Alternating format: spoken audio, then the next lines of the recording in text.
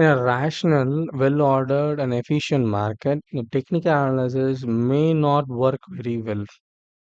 Is it true? Let's have the reason for the statement regarding technical analysis.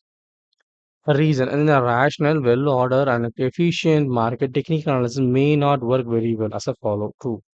The most technical analysts are not able to offer convincing explanation for the tools employed by them. So the tools what they use, there is no proper explanation of how this happened.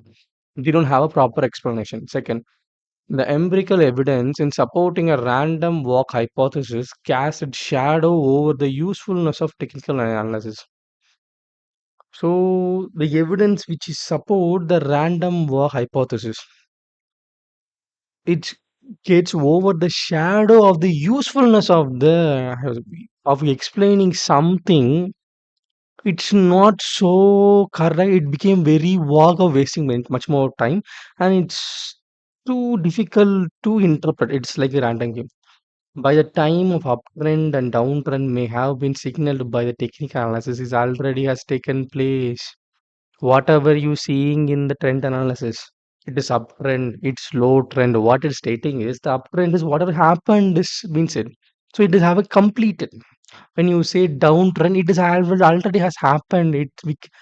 It's happened. So it's not going to happen. It has happened. It's been said there. Ultimate technical analysis must be self-defeating proposition. Within more and more people employing it, the value of the analysis tends to decline.